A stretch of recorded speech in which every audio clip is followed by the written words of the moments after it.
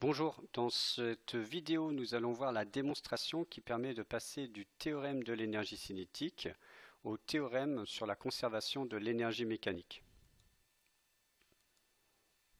Alors, on va partir d'un cas concret. Il s'agit d'un objet, donc un système qui se déplace d'un point A à un point B. Et cet objet est soumis à son poids, bien sûr, mais aussi à d'autres forces non conservatives qui n'ont pas été représentées sur ce schéma. Alors on va appliquer le théorème de l'énergie cinétique pour ce système qui évolue du point A au point B, ce qui va s'écrire variation de l'énergie cinétique de A vers B est égale à la somme des travaux et des forces qui s'exercent de A vers B.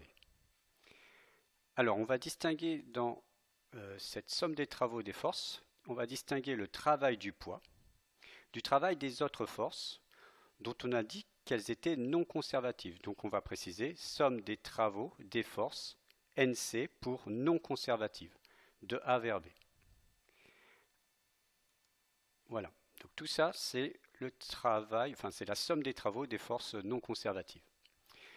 La variation d'énergie cinétique de A vers B, elle s'écrit ECB moins ECA. Et le travail du poids de A vers B, il s'écrit MGZA moins ZB. MG, facteur de ZA moins ZB.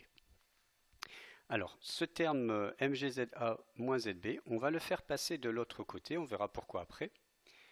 Et donc on obtiendra ECB moins ECA. Le terme MGZA passant de l'autre côté va devenir moins MGZA. Et le terme moins MGZB, en passant de l'autre côté, va devenir plus MGZB.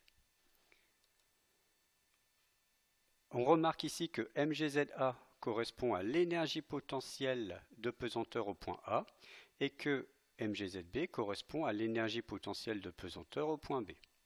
Alors on va réorganiser tous les termes qui sont à gauche en mettant ensemble les termes qui concernent la position B, c'est-à-dire ECB plus EPPB, donc énergie cinétique au point B plus énergie potentielle de pesanteur au point B, moins, alors ici nous avons moins ECA et moins EPPA, et donc ici j'ai mis moins entre parenthèses ECA plus EPPA. On remarque ici énergie cinétique au point B plus énergie potentielle au point B, et bien ça en fait c'est l'énergie mécanique au point B. Tandis que ECA plus EPPA correspond à l'énergie mécanique au point A. Nous avons donc ici la variation d'énergie mécanique entre les points B et A. EMB moins EMA est égal à la somme des travaux des forces non conservatives entre les points A et B. Et voici donc le théorème sur la variation de l'énergie mécanique.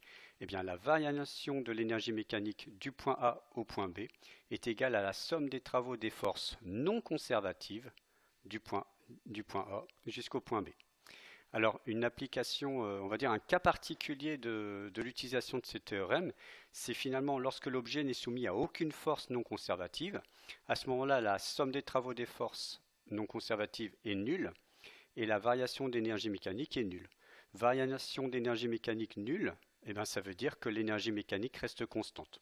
Alors, ce cas particulier, on va l'étudier par la suite dans une autre vidéo. Voilà, je vous souhaite à tous bon courage, bon travail et à bientôt.